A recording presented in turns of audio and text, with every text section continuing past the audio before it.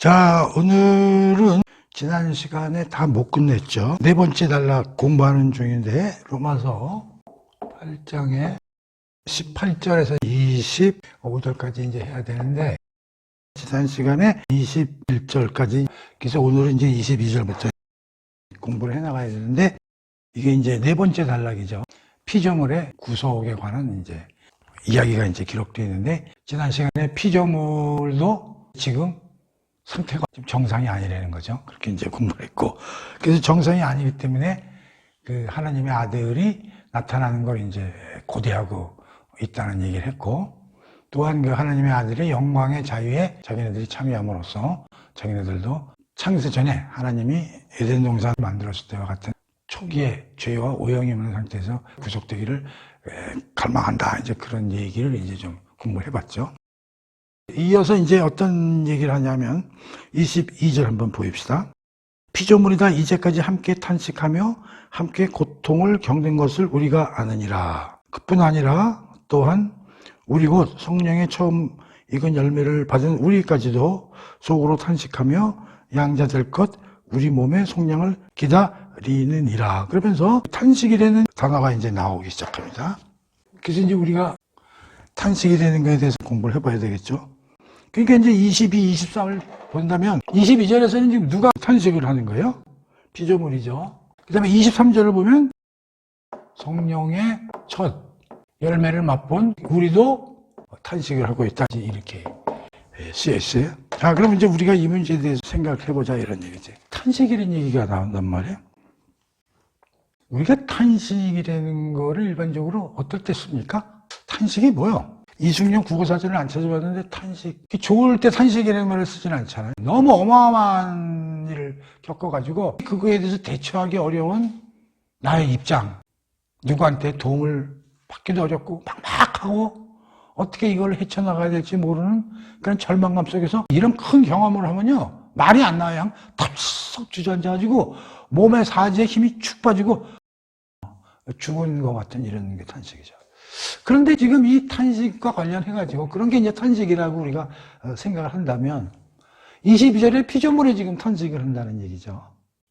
그리고 23절에 성령의 첫 열매를 맺은 우리도 양자될 것 몸의 속량을 바라면서 탄식한다 이렇게 돼 있단 말이에요. 자, 그러면 한번 봅시다. 우리가 일반적으로 생각하는 탄식의 개념과 과연 여기 22절, 23절에 나온 탄식이 과연 같은 개념일까? 일반적으로 우리가 세상에서 느끼는 탄식 개념과 동일한 건가? 아니라는 걸 알아야 돼요. 왜냐하면요, 22절에서 지금 피조물은 어떤 상태에 있는 걸 고백했어요. 자기가 허무함에 굴복돼 있고 썩어짐에 종도로 탔는 걸 본인이 알아. 탄식할 수밖에 없지. 그런데 고대를 해. 기다린단 말이에요. 하나님의 아들이 태어나는 걸 기다리는 거예요.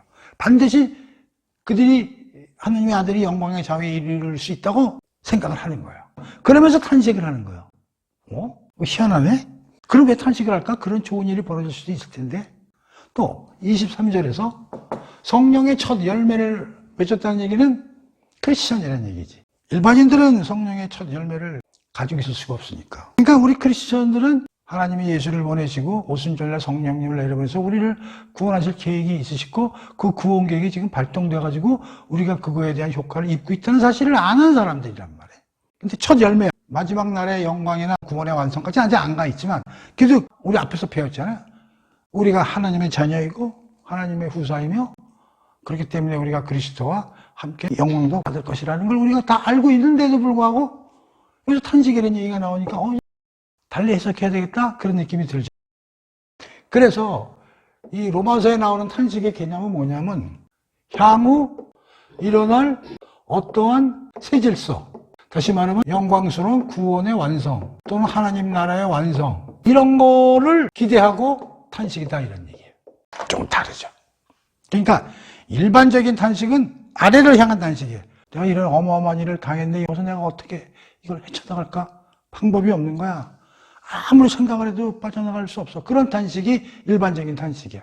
절망과 멸망과 사망과 빠져나갈 수 없는 그러한 방향으로의 탄식이란 말이죠. 그러나 우리 크리스천이나 이 피조물들은 어떤 탄식이냐면 아니야. 앞으로 우리에게 영광이 기다리고 있어. 라는 거를 알면서 아이고 지금 너무 힘든데 그런 탄식이다 이런 얘기. 그러니까 그 뉘앙스를 잘 알아야 된다 그런 얘기죠. 그러니까 일반적인 거는 하향적 탄식이라는 거지. 땅을 향한 탄식이라는 거지. 이건 절망을 향한 탄식이라는 거지. 가망이 없나는 느낌을 가진 탄식이란 말이에요. 그런데 22절과 23절에서의 탄식은 지금 힘들고 어려워 탄식이 나오지만 이것은 하늘을 향한 앞으로 영광과 이런 것이 보이는 가운데 일어나는 탄식이다 그런 얘기. 완전히 다릅니다. 그러면 여기서 뭘 우리가 또 공부를 해야 되냐? 그럼 왜 우리가 성경 공부를 하면서 항상 중요한 게 왜지? 왜 피조물과 성령의 첫 열매를 맺은 신도들이 탄식을 하는가? 이게 이제 중요한 거죠. 그리고 분명히 앞절에서 우리가 14절에서 17절까지 어마어마한 얘기를 했잖아요. 이렇게 영광이 기다리고 있고 왜 탄식이라는 얘기가 나왔을까? 사도 바울이 이렇게 영광스러운 얘기를 하면서도 고난의 문제라든가 탄식의 문제를 들고 나오는 이유가 뭘까요? 그냥 그런 얘기 쏙 빼고 써도 되거든요. 하나님과 예수님과 성령 하나님이 하시는 모든 구원에 관한 계획을 사도 바울이 알고 있기 때문에 계시를 통해서 그런 그 화려한 앞으로 일어날 일을만 설명을 해도 서신서로서의 내용이 그렇게 잘못된 건 아니죠. 근데도 불구하고 영광의 꼬다리로 붙어 다니면서 고난 얘기를 꼭 하고 있고 여기 탄식의 얘기도 들고 있는 거죠. 그럼 사도 바울은 어떤 사람이냐면 목회자로서의 그 사명을 갖고 있는 사람이야. 그리고 이 사람은 이상적인 사람이 아니야. 이 사람은 현실적인 것도 굉장히 중요시하는 그런 사람이 되는 걸 우리가 알 수 있는 거예요. 왜냐하면 우리가 오리엔테이션에서도 얘기했지만 로마에 있는 교인들에게 쓰는 편지거든요. 그 당시에 로마 교인의 상태를 어떻다고 그랬어요? 로마에 있는 그리스도인들이 얼마나 고난과 핍박 속에서 살았는지 우리가 그 역사적으로 다 증명이 된 사실 아닙니까? 그럼 그들은 지금 이 서신서를 받으면서도 실제 상황은 어려운 거예요. 힘들어. 먹고 살기 힘든 것도 있지만 예수를 믿는 거를 공공연하게 얘기하고 다닐 수 없는 그걸 잘못 얘기했다가는 잡혀가가지고 목숨까지도 어떻게 될지 모르는 그러한 핍박의 어려운 환경 속에서 그들이 지금 살고 있고 그런 상황에서 이 서신서를 받아보는 사람들이거든. 그러니까 교리적인 측면이 아니라 현실적인 측면에서도 그들에게 그런 얘기를 안 해준다면 이 서신서가 무슨 효력이 있겠어요? 그런 걸 우리가 이해를 해야 되죠. 그렇죠? 사실상 지금 로마 교인들은 어려운 상황이란 말이에요. 물론 그들을 영광이라는 걸 얘기해서 그들을 위로하는 것도 좋지만 현재 상황도 무시 못하거든요. 그렇죠? 그러면 우리가 교리적인 차원에서 한번 생각해 보죠. 왜 탄식과 고난이라는 얘기가 지금 등장했을까? 우리가 한때 뭐 구원파에 관한 얘기도 한간에 많이 써들고 그랬는데 잘 보세요. 우리가 그 구원의 의미에 대해서 잘 이해를 해야 돼요. 특히 시간적 개념을 우리가 많이 이해를 해야 된다. 하나님은 예수님이나 성령님을 보내가지고 우리도 구원하시고 피조물도 구속을 하셔서 영광을 되찾게 해주신다. 그런데 시간이 있어, 시간이. 하나님은 어느 날 와인샷에 구원, 시작, 끝! 이렇게 안 하신다고. 구원파가 주로 이런 생각을 하거든요. 구원? 어우, 완성이네.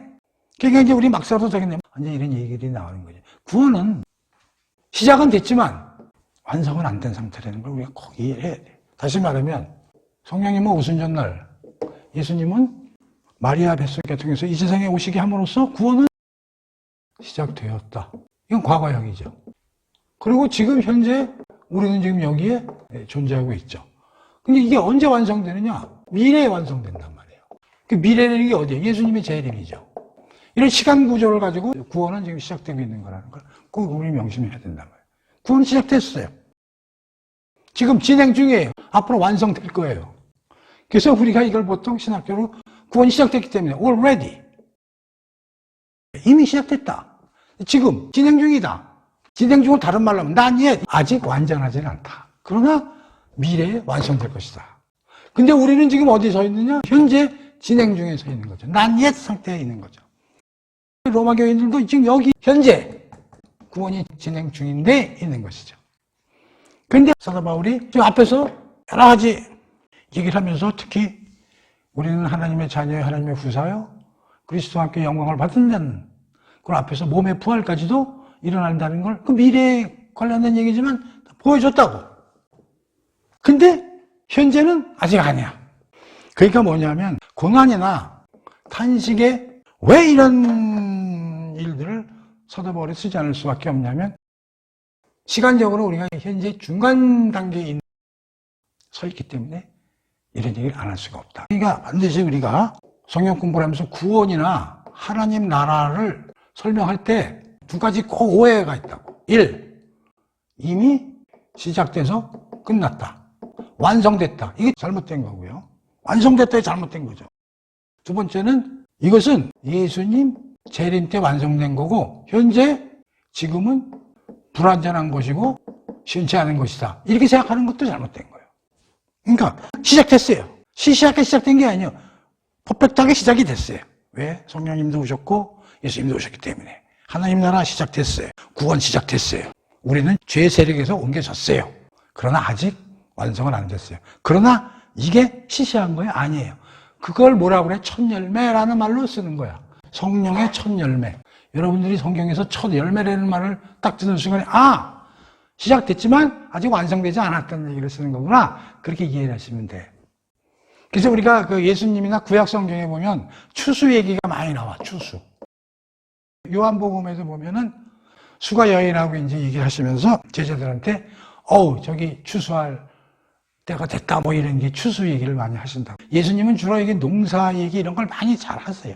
그러니까 그 당시에 있는 사람들에게 이렇게 복잡하게 사도 바울같이 교리적인 얘기, 뭐 칭의, 성화 뭐 이런 깊이 있는 용어는 안 쓰시고 그냥 편안하게 주위에서 이루는 특히 농업에 관한 그런 말들을 아주 편하게 쓰시면서 여러 사람들이 이제 깨우쳐 주시고 비유의 말씀들을 많이 하시죠. 그게 이제 추수.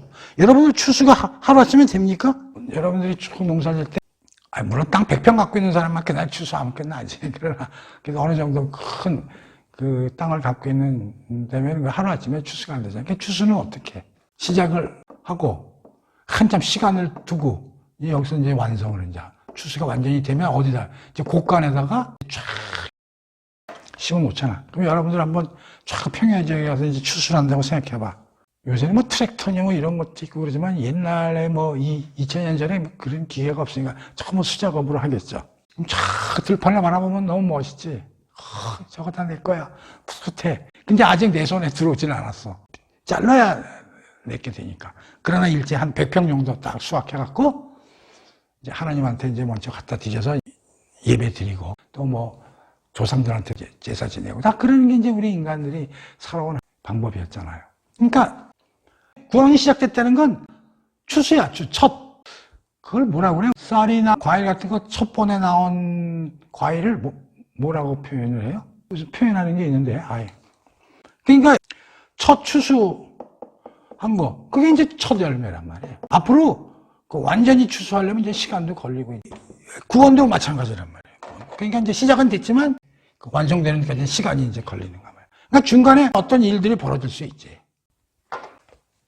평원에 추수 요만큼 했는데 그 다음에 뭐 서리가 내리고 태풍에 좀 뭐 쓰러진다든지 그런 일들이 이제 벌어질 수 있는 거잖아요. 그렇죠? 그러니까 이런 걸 우리가 이해를 해야 된다 그런 얘기지. 그래서 고난이나 탄식 이런 문제들이 왜 나오느냐? 우리가 중간 과정에 있기 때문에 피치 못하게 일어날 수 있다. 그걸 우리가 꼭 이제 이해를 해야 되겠죠. 그리고 구원은 항상 과거, 현재, 미래로 쭉 과정으로서 일어나는 거지 어느 순간에 완전히 일어나는 건 아니다. 그것도 우리가 잘 알고 있고. 자, 그러다 보니까 어떤 이제 시각을 가져야 되냐면 탄식이나 고난은 뭐하고 연결이 돼 있다? 미래의 영광, 미래에 일어날 새 질서와 반드시 연결되어 있다는 사실을 우리가 머릿속에 넣어놔야 된다. 그런 얘기. 그러니까 현재 고난과 탄식은 뭐하고 연결을 시켜야 돼? 앞으로 일어날 영광과 항상 매칭을 시켜서 우리가 이해를 해야 된다. 그러다 보니까 어떤 신학자들은 이렇게 얘기해. 현재와 미래를 화목시키는 삶을 우리 기독교인은 살아야 된다. 이렇게 아주 멋있게 설명하는 사람이 있어요. 현재와 미래를 단절시키지 않고 화목시키는 차원에서 우리는 삶을 살아가는 지혜를 갖고 있어야 된다. 그러니까 현재 고난이 없을 수도 있지. 단식할 수 있는 일이 벌어질 수도 있지. 그러나 그걸로 끝나는 게 아니라 미래의 영광과 미래에 올 새 질서 접합시켜서 살아나가는 지혜를 가져야 된다. 그래서 이제 한간에서 이런 말도 나오죠. 이런 걸 들어보셨는지 모르겠는데 종말론적 신앙. 종말론적 신앙이 뭐냐면 앞으로 일어나지는 않았지만 그걸 땡겨서 지금 현재 일어났다고 생각하고 사는 삶을 종말론적 신앙이다. 우리 그리스도인은 이 종말론적 신앙을 가져야 돼. 이게 뭐야? 미래에 일어날 것을 지금 현재 땡겨와가지고 현재의 고난이나 탄식과 같이 이해하면서 사는 삶. 그게 종말론적 신앙의 개념이거든요. 그래서 탄식에 대해서 이 정도 얘기를 했으니까 한번 종합적으로 얘기를 해볼게요. 22절, 23절에 나온 탄식의 개념은 로마서 7장 24절에 나온 나는 공고한 사람이라 누가 나를 여기서 구해낼까 이렇게 외치는 사람이 있었잖아요. 그런 사람의 탄식과는 차원이 다른 거다. 이해를 해야 되고요. 그 다음에 우리의 그 탄식은 시간을 허비하면서 단순히 앞으로의 올 그냥 그 구원만 그냥 기다리는 그런 개념이 아니다. 탄식은 그리스도인들만이 가지는 영광을 바라고 즐거워하는 것을 강하게 믿음으로써 현재 느끼는 감성으로서의 탄식이다. 이 세상에서 힘들고 고난을 만나고 느끼지만 나는 이제 빠져나갈 수가 없어. 그러한 탄식은 일반인들이 하는 탄식이고 그리스도인의 탄식 안에는 즐겁고 여유로운 그런 개념도 포함되어 있는 탄식이다. 탄식과 즐거움은 함께 가는 개념이다. 여러 가지 신학자들이 이제 그 얘기를 하는 것들을 이제 종합적으로 얘기를 해봤어요. 그래서 나는 이런 생각을 한번 해봤어요. 나는 그 비유 드는 걸 좋아하기 때문에 비유를 한번 들어보겠습니다. 어떤 사람이 등산을 좋아해. 정상에 올라가면 이게 너무너무 좋은 거야. 그래가지고 산에 한 번도 안 가본 사람에게 야, 한번 산에 가자. 가기 싫은데 가자. 가면 진짜 좋아.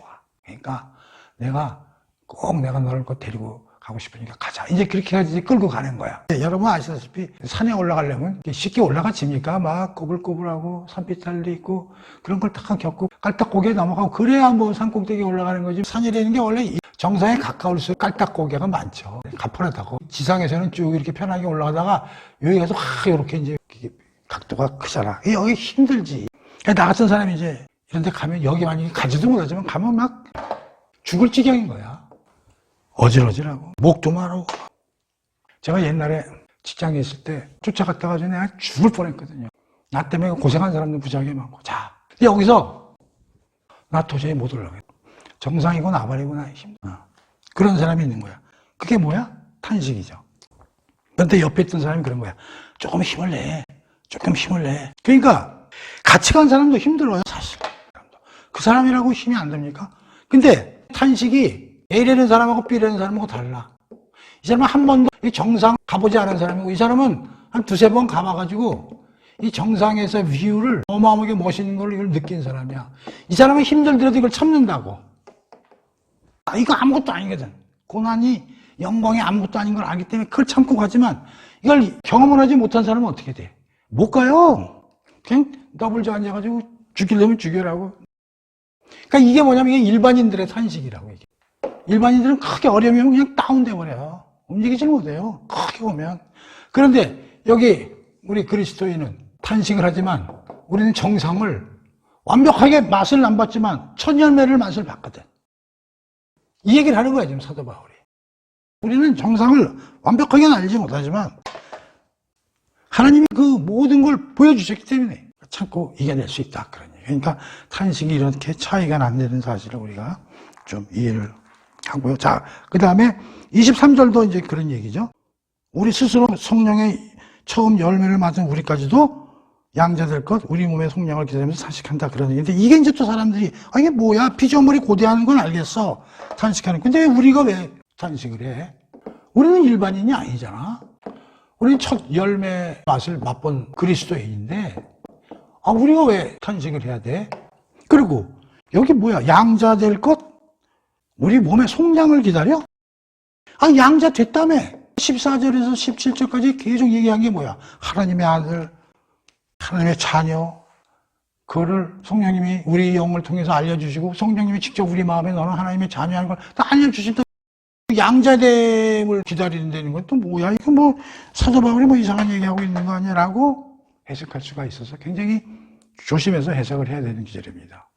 이 구절을 이해하기 위해서는 일단의 학자들이 이제 어떤 얘기를 하냐면 로마 시대의 양자 제도를 이해해야 된다. 그럼 도대체 로마 시대의 양자 시스템은 과연 어떤 것이냐? 유대인들에게는 양자 시스템이 없다고 그러더라고요. 근데 로마인들에게는 양자 제도가 굉장히 활발하게 있었대요. 그럼 양자라는 게 아들이 없거나, 특히 동양에서는 아들이 없어서 제사 지낼 사람이 없을 때 이제 아들 하나를 입양하는 그런 제도는 있지만, 로마 시대는 양자 제도가 굉장히 활발하게 이루어졌대. 근데 그 이유가 뭐냐면 이렇게 설명을 하더라고. 나도 이 책에서 본 거예요. 로마는 힘 아니에요, 상징이. 힘. 그러니까 로마는 씩씩하고 아주 건장하고 무인 기질이 있는 그런 사내들이 숭상받고 대우를 받는 이제 그런 풍토였던 것 같아. 근데 이제 우리 집에 아들이 있어. 아들이 있는데 좀 병약하고 공부는 잘하고 뭐 문과적인 기술은 있지만 뭔가 좀 활발하고 말이죠. 뭐 장군 같은 그러한 기질이 자식이 아닌 거야. 그래서 로마 시대에는 그런 장성하고 남들이 봐서도 멋있어. 그런 아들들이 집안에 있는 거를 선호하고 그런 풍토들이 강했다는 거야.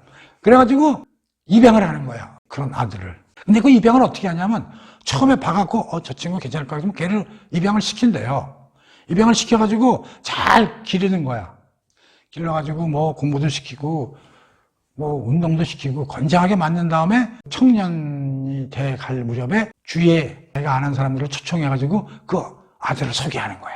그러니까 양자제도의 두 가지 시스템이라기보다는 두 가지를 한다는 거야. 처음에 양자로 삼는 게 있고 그다음에 걔를 잘 길러서 드디어 모든 사람들에게 내세우면서 이거 우리 집의 아들이야.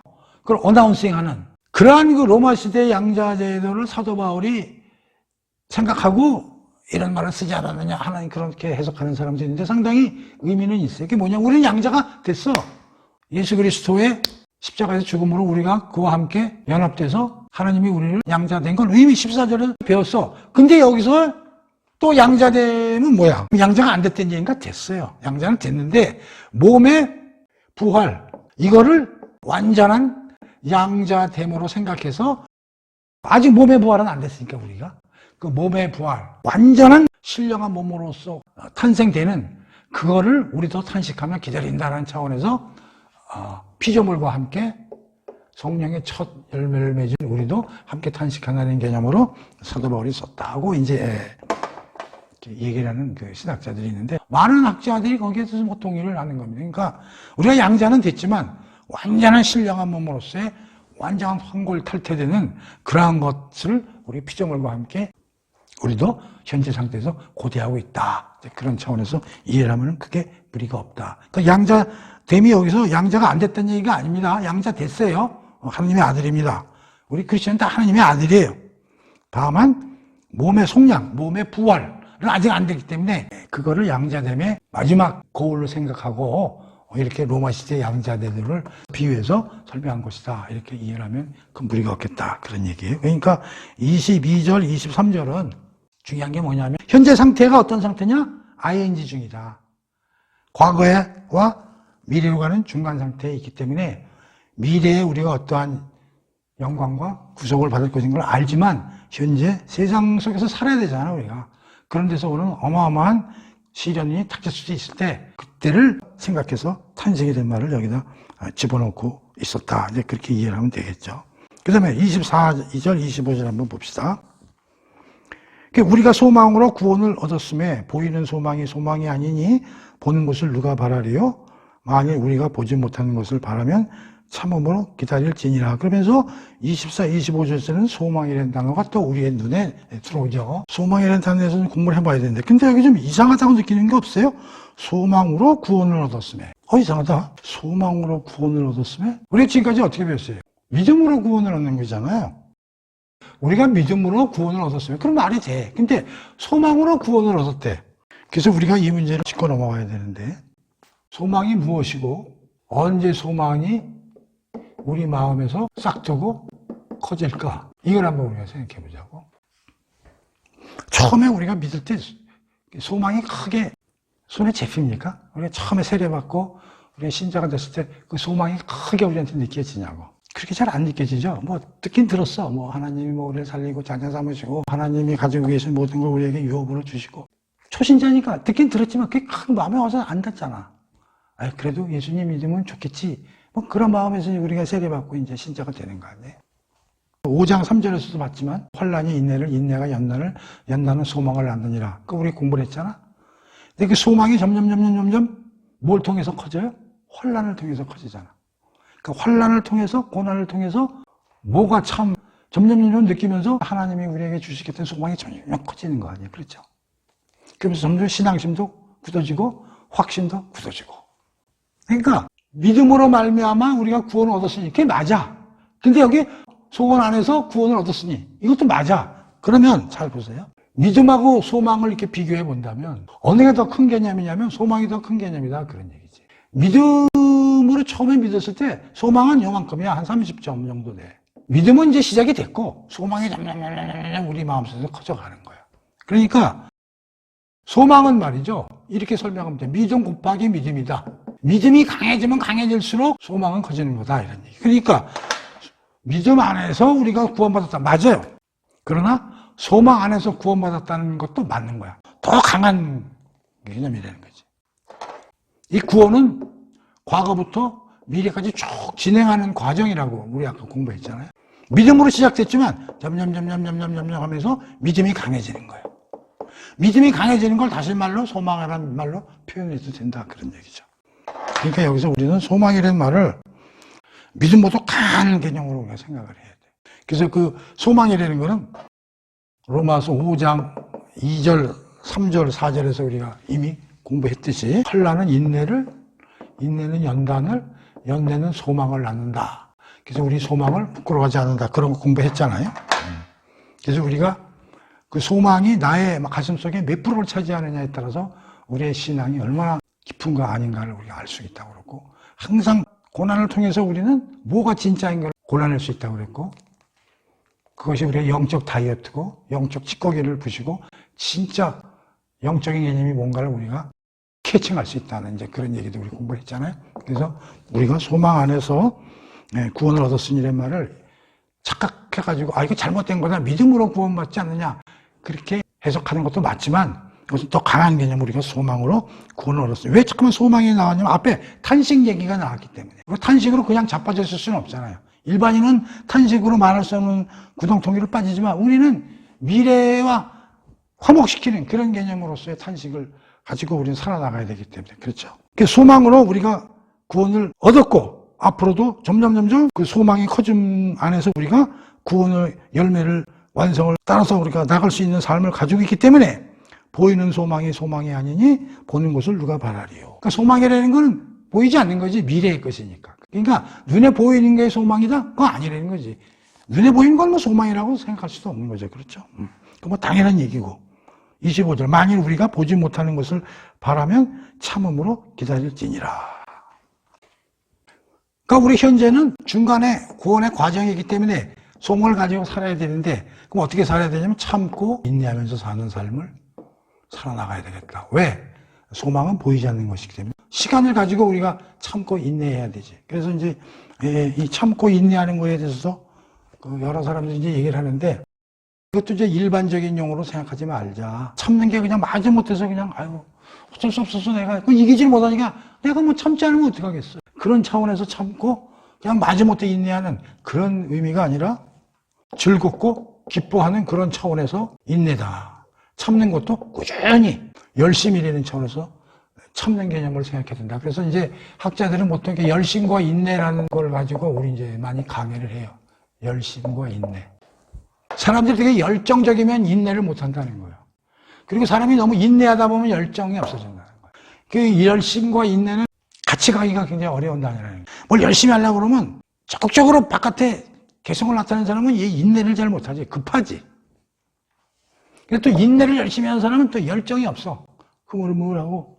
그러나 우리 그리스도인은 열심도 내면서 인내도 하는 그러한 이러한 두 가지 성품을 같이 병행해서 가져가면서 우리가 현재 상황에서는 미래로 가는 과정에서 열심과 인내를 가지고 적극적으로 살아나야 되겠다. 뭐 그런 뜻이니까 여기에 대해서 뭐 그렇게 우리가 중요하게 설명할 필요가 없는 것 같아요. 그러니까 우리가 뭐냐면 탄식만 하지 말고 소망이 있으니까 어려움이 닥치더라도 과감히 이기고 일어나서 마라톤 선수가 앞만 보고 뛰듯이 적극적으로 살아나가야 되겠다. 그런 차원에서 쓴 귀절이다. 이렇게 이해를 하면 크게 무리는 없을 거예요. 자, 그래서 다시 한번 우리가 정리를 해보면 결론을 내봅시다. 우선 하나님의 구속 계획은 우리만을 영원하게 하는 게 아니라 피조물도 함께 영원하게 하는 게 포함되어 있다는 개념을 우리가 반드시 알아야 된다. 그런 얘기예요. 그러니까 우리의 구속은 전 우주 전체를 영원하게 하고 구속하는데 필요 조건이에요. 필요 충분 조건이 아니라 그걸 꼭 이해해야 돼요.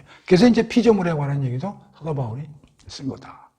그래서 이제 피조물에 대한 우주관, 세계관, 가치관을 우리가 잘 이해를 해야 된다. 피조물은 우리와 굉장히 관계가 깊다. 우리가 죄를 졌기 때문에 피조물들이 지금 힘들어하고 탄식하고 있는 것이다. 그래서 그들도 우리가 영광의 하나님의 아들로 나타나기를 고대하고 있다. 그러면서 현재는 우리가 구원의 과정 중에 있기 때문에 고난이나 환난이 일어날 수도 있다. 그래서 우리가 탄식 속에 빠져들 수도 있다. 그러나 그 탄식은 일반적인 탄식이 아니라 앞으로 올 새 질서, 영광이 확실히 보장된 상태에서의 어려움이기 때문에 우리가 그건 반드시 이겨내야 된다. 그래서 우리는 소망을 갖고 있기 때문에 참고 살아나가야 되는데 이건 열심과 인내를 가지고 이겨내갈 수 있다. 그런 얘기죠. 그 다음에 이제 우리가 다시 제목으로 이제 넘어가는데요. 26절에서요. 27절과 관련이 있기 때문에 같이 공부를 하겠습니다. 26절, 27절 한번 읽어볼게요. 이와 같이 성령도 우리의 연약함을 도우시나니 우리는 마땅히 기도할 바를 알지 못하나 오직 성령이 말할 수 없는 탄식으로 우리를 위하여 친히 간구하시느니라. 27절 마음을 살피시는 이가 성령의 생각을 아시나니 이는 성령이 하나님의 뜻대로 성도를 위하여 간구하심이니라. 저는 이거를 이제 그 다섯 번째 단락으로 구분을 했죠.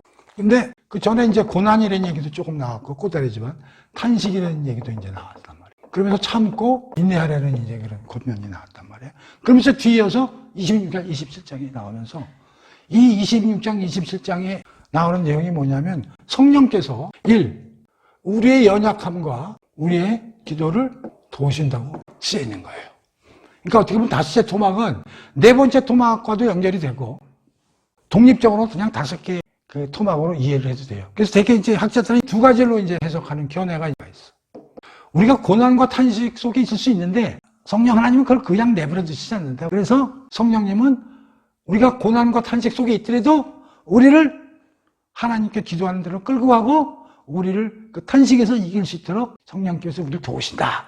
그런 차원에서 26과 27절을 이해해야 된다. 그러니까 뭐하고 관련이 있어? 고난이나 탄식과 연결시켜서 성령의 역할을 설명한 거다. 이렇게 이제 해석을 하는 편도 있고. 두 번째는 그거보다는 성령께서 1절에서부터 쭉 지금까지 나온 기록들을 다 성령이 뒷받침하셔서 해나가시지만 1절에서 25절까지 나온 것 이외에 기도에 있어서도 특별히 성령님은 이 일을 하신다 하는 거를 부각시키기 위해서 26절과 27절을 이해해야 된다라고 얘기하는 사람이 있어요. 그래서 두 번째로 주로 강하게 주장하는 게 로이드 존스 목사님이 특별하게 성령께서 우리 기도를 위해서 특별한 일을 하신다라는 게 강조되어야 한다고 이제 얘기를 했고, 그런 차원에서 본다면 다섯째 단락으로 별도로 뽑아서 해석하는 것이 바람직스럽다 하는 차원에서 다섯 개 단락으로 뽑았지만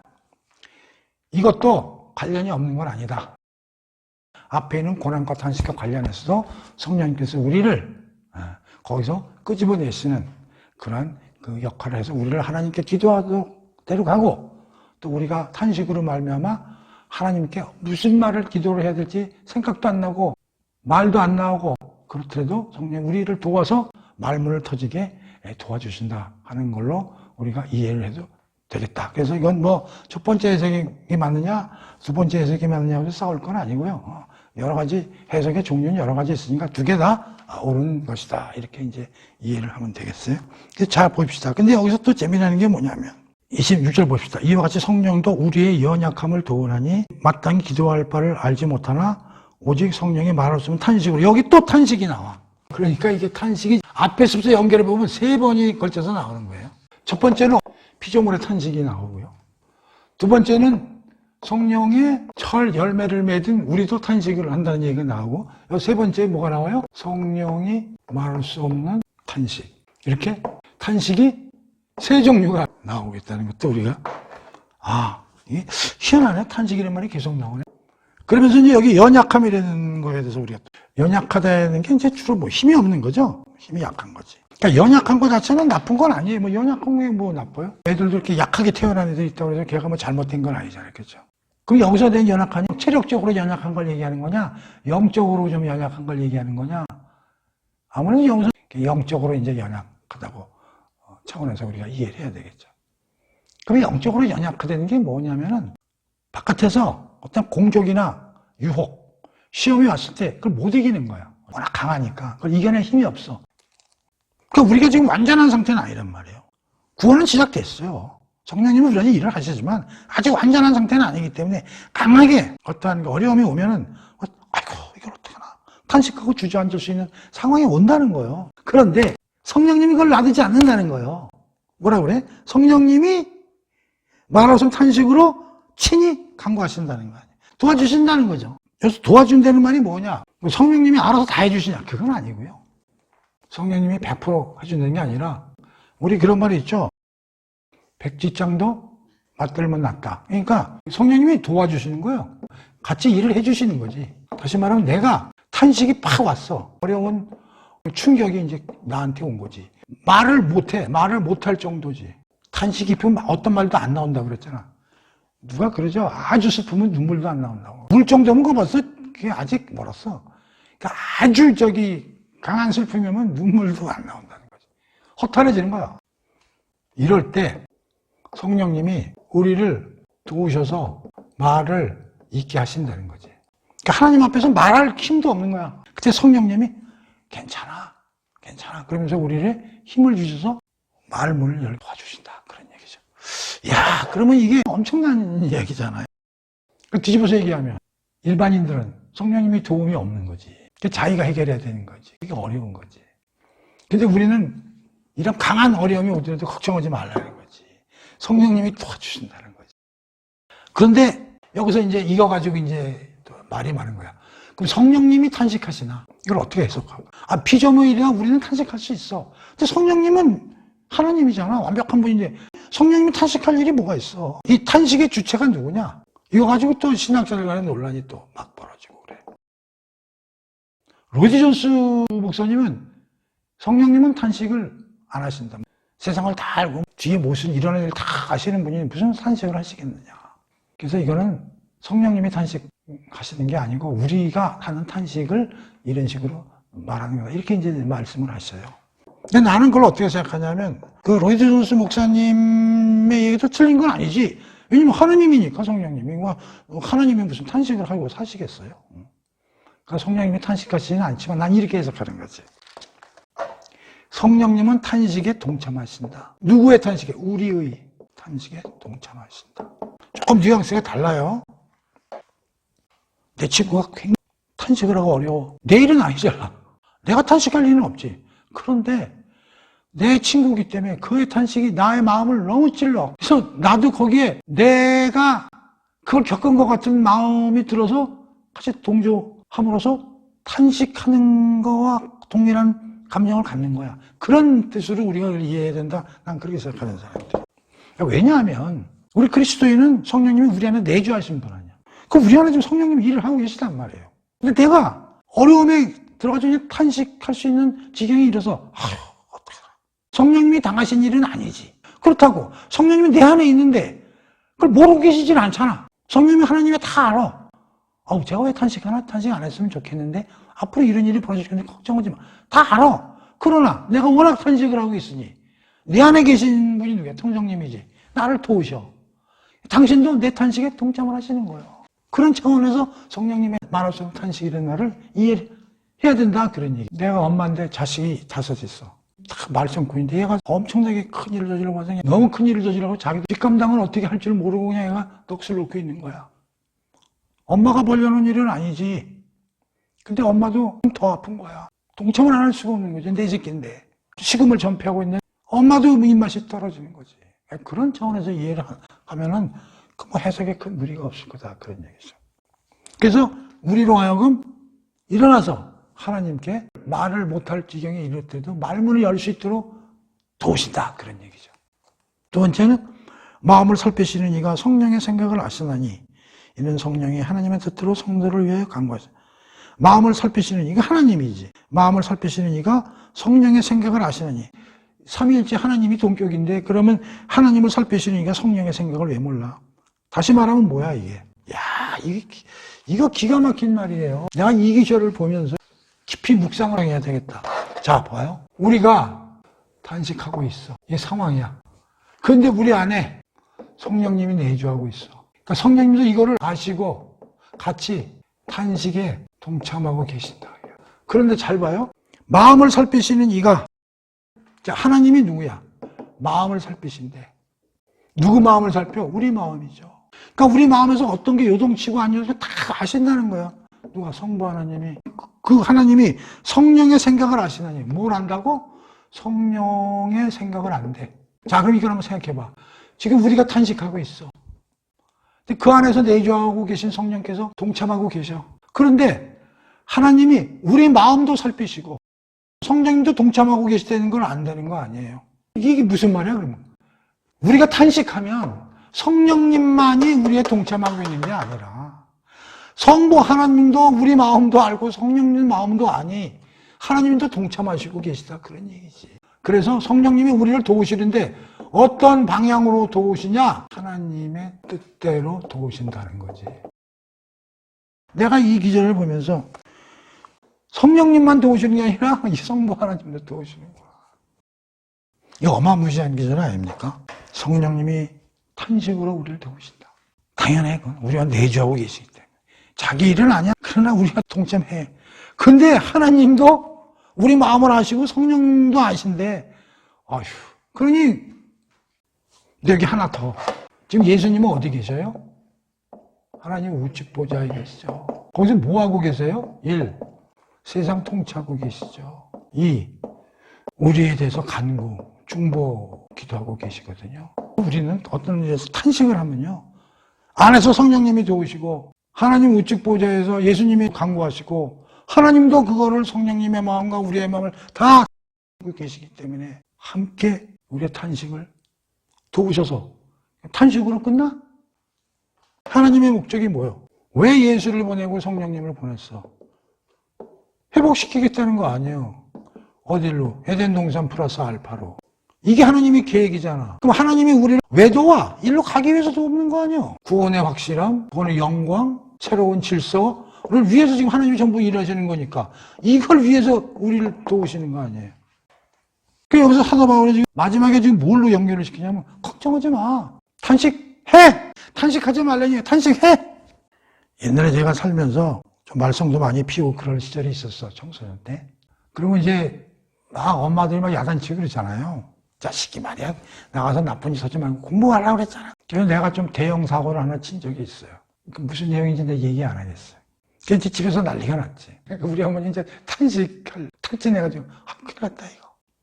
그때 우리 아버님이 날 부른데 아유 나 이제 아버지 만나면 내가 죽었다. 이제 호적에서 빼고 쫓겨날 것 같아. 그래서 이제 딱 갔더니 우리 아버님이 뭐라 하시냐. 딱 갔더니 선생님이 뭐 나가서 뭐 그렇게 실수할 수도 있고 할 수도 있는데 걱정하지 마라. 내가 누구냐? 네 애비 아니냐? 그때 내가 눈물을 흘렸거든요. 탄식하지 말라는 게 아니에요. 지금 탄식해라는 거예요. 그리스도는 탄식하면 안 된다. No! 탄식해야 돼. 탄식하는 것이 오히려 그리스도인입니다. 그럴 때 그 아픔을 성령님이 제일 먼저 하나님한테 기도하는 그 말문을 트게 해준다고. 그런데 하나님도 우리 마음을 아신다는 거 아니야. 우리 마음을 감찰하시는 분이 성령의 생각을 하는데 성령이 지금 뭘 도와줘야 될지를 그걸 아신대. 그래서 성령이 하나님이 하고자 하는 말대로 입을 열어서 간구하게 하신다는 거야. 야, 이거 어마어마한 일 아닙니까? 근데 여기서 중요한 게 뭐야? 하나님의 뜻대로 간구하는 거예요. 내 뜻대로가 아닙니다. 여러분은 이 기절 읽으면서 뭐 생각나는 게 없어요? 그거 생각나면 여러분들 대박인데? 아, 그래, 사도 바울이 이렇게 썼어. 26, 27절에. 아, 이게 사실이야? 자기가 그냥 추측해서 쓴 거 아니야? 라고 생각할 수 있죠. 아, 근데요, 기가 막힌 사례가 있어요. 26절, 27절에 대한 기가 막힌 사례가 있다. 이거 맞춘 사람한테는 내가 한우 사줄 수 있는데 거의 못 맞힐걸. 여러분 이걸 기억해 보세요. 예수님의 십자가 죽기 전에 뭐 하셨어요? 겟세마네 동산에서 누구한테 기도했어요? 하나님. 이 기도 내용 아세요? 찾아보지 뭐. 누가복음에 한번 찾아볼까? 22장이요? 42절. 읽어볼게요. 아버지여, 만일 아버지의 뜻이거든 이 잔을 내게서 옮기시옵소서. 그러나 내 마음대로 하지 마시고 아버지의 원대로 되시기를 비나이다. 그러면서 44절에 어떻게 됐어? 기도하실 때 예수의 상태가 어때? 피땀이죠. 피땀 기도를 하고 있는 거야. 누가복음을 우리가 공부할 때 다 공부를 하신 분은 많이 알겠지만 예수님이 여기서 하나님한테 기도하시면서 이 잔을 어떻게 나에게서 옮겨달라고 그러시잖아요. 이 잔을 나에게서 옮겨달라는 얘기는 뭐냐면 하나님 나 꼭 죽어야 돼 이렇게 그 얘기야. 물론 하나님하고 내가 맹세하고 약속했어. 언제? 창세 전에. 이 우주 만물을 만들기 전에 하나님과 구속계약을 했어. 성자야, 앞으로 내가 만든 인류가 내 말 안 듣고 엉망이 됐을 때 그들을 그래도 구원해야지. 이렇게 만든 목적이 있잖아. 근데 그걸 하기 위해서는 그들이 죄를 누군가 벌칙을 받아야 되잖아. 근데 그걸 성자 네가 할 수 있겠냐? 네, 하겠습니다. 약속을 했잖아. 그렇게 해가지고 마리아의 뱃속을 통해서 이 세상에 오셔가지고 드디어 D-Day가 왔잖아. 십자가 사건이 일어나기 직전인데 예수님이 가만히 생각해보니까 너무 힘들어. 근데 이제 그 힘든 거에 대해서 이거 십자가에서 죽는 게 너무 두려워. 그렇게 해석들을 이제 신학자들은 잘 안 하잖아요. 예수님이 다 알고 내려오셨는데 그걸 두려워하면 되겠냐. 그래서 뭘 두려워한다고 다들 얘기하냐면 우리 인류의 죄를 안고 돌아가시게 되기 때문에 그 순간에 하나님은 거룩하시기 때문에 그 순간 하나님과 떨어진단 말이지. 그러니까 삼위일체 하나님인데 하나님과 등지는 걸 해보진 적이 없는 분이 그건 도저히 자기가 경험하지 못한 일이고 상상도 하기 싫은 일이거든. 그게 예수님의 그 머리를 짓누르니까 그에 대한 고뇌가 엄청났을 거라는 얘기로 이제 우리가 다 해석을 하지 않습니까? 그 기도를 하면서 피가 섞인 땀이 나오는 기도를 했다는 얘기는 예수님의 겟세마네 동산에서 상태가 어떤 걸 우리가 미루어 짐작할 수 있잖아. 일생일대 예수님은 최악의 어려움에 직면한 거 아니겠어요? 죽음을 앞둔.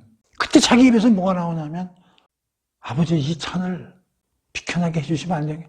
내가 약속은 했지만 과연 꼭 죽어야만 합니까?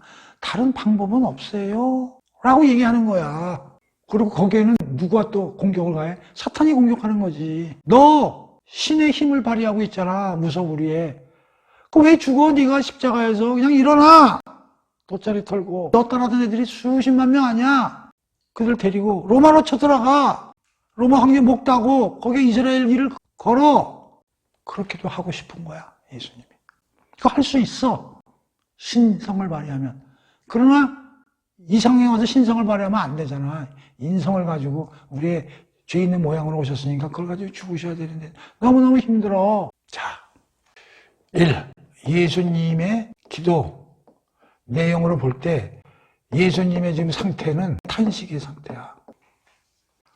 아버지 치워줬으면 좋겠어. 나 이게 도저히 못할 것 같아. 그 얘기야. 그런데 이 기도 내용의 뒷부분은 뭐예요? 아버지 뜻대로 없어. 이게 여러분은 예수님 입에서 나온 것 같죠? 이게 성령의 도우심에 의한 예수님의 발설이라고. 이걸 여러분들이 이해를 해야 돼요. 내가 그랬죠. 예수님이 세례받을 때 예수님 머리 위에 성령이 임하셨잖아요. 비둘기 모양으로. 예수님이 모든 공생의 사역을 하시면서 예수님도 열심히 하셨지만 성령님이 적극적으로 도우셨단 말이에요. 예수님 안에서. 최고의 하이라이트가 뭐냐 이거야 이거. 이 잔을 내게서 없애 해주셔서 그거는 죄 있는 육신의 모양을 가진 예수님의 진정한 기도의 내용이었다고요. 그게 우리야. 우리가 탄식했을 때 뭐라 그래? 아버지 이거 해결해줘요. 근데 이 다음에 뭐야? 내 뜻대로 하죠. 내 뜻은 앞에 나왔어. 이미 얘기했어. 잔을 내게서 옮겨달라고. 근데 마지막에 아버지 뜻대로 없어라는 얘기를 하잖아.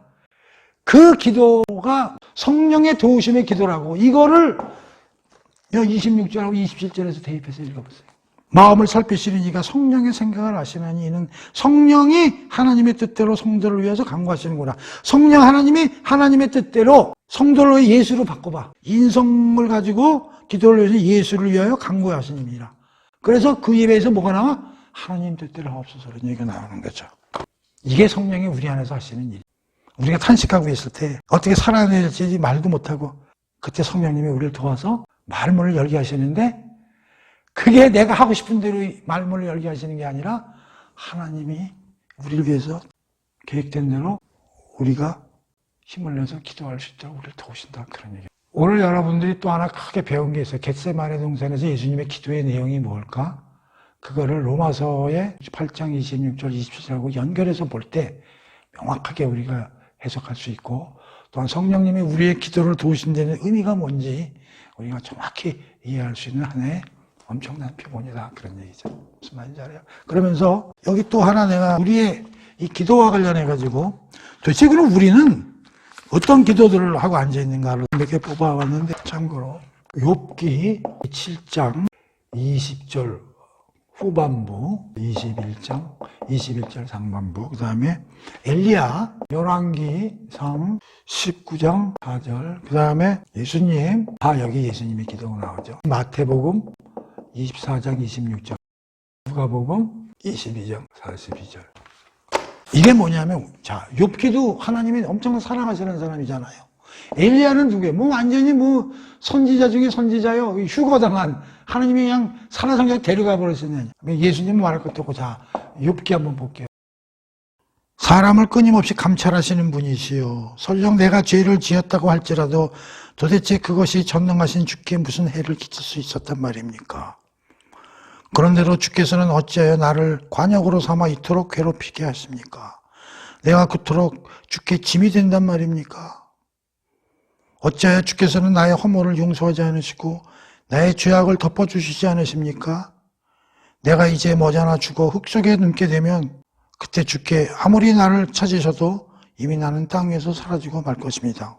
하나님께 대들죠? 내가 좀 죄를 졌는데 하나님하고 무슨 상관이야? 왜 나 이렇게 힘들게 해? 왜 나 이렇게 탄식하게 해? 이런 거 아니야? 엘리야기 열왕기상 19장 4절 하룻길을 더 걸어가서 어느 로뎀 나무 아래에 앉아서 죽기를 자청했다. 주여 저는 이제 더 이상 갈 수 없습니다. 차라리 제 목숨을 거두어 주세요. 조상들에게로 돌아가는 것이 더 낫겠습니다. 하나님한테 뭐라 그래? 나 죽여줘. 나 더 못하겠어 이제. 선지자 노릇 주고 나와버려. 너무 힘들어 나 이제. 하나님 말씀대로 아무리 얘기해도 애들 말 안 듣고 아무리 기적을 보여도 애들 말 안 듣고 저 왕비라는 애는 나를 죽이려고 저러고 쫓아다니. 난 죽을 거야. 차라리 죽여줘. 그거죠? 예수님은 여기 이제 우리가 조금 전에 알아봤죠? 예수님 무슨 얘기를 했어? 내 잔을 여기서 옮겨주세요. 그 얘기를 한 거 아니에요. 예수님조차도 엘리야라는 엄청난 대선지자도 하나님이 가장 사랑하는 욥도 어려움이 오면 힘들어하고 탄식 상태에 빠지면서 하나님한테 대들고 그때 성령님이 우리를 도우셔서 하나님의 뜻대로 우리의 입을 열어서 간구하게 만드신다. 그의 핵심 제일 멋진 게 내 뜻대로 하지 마시고 아버지 뜻대로 하옵소서. 그거는 예수님 입을 빌어 하나님의 성령님을 통해서 그렇게 마지막 기도 기절이 나가게끔 하신다는 거죠. 하나님이 그걸 하신다는 거죠. 우리 안에서. 어떻게 보면 로마서의 최절정은 내가 17절이라고 말씀을 드렸지만 우리 구원의 확실함, 구원의 안전함에 관한 이야기의 최절정은 27절이 아닌가 그런 생각이 드는 거죠. 우리 안에서 성령님이 나를 도우신다. 그러니 한식 해라 해도 한 성령님이 도우신다. 그 얘기예요. 그래서 오늘 다섯째 토마까지 공부를 해봤습니다. 마지막으로 겟세마네 동산에서 예수님이 기도 내용 잘 기억하시기 바랍니다. 공부 끝.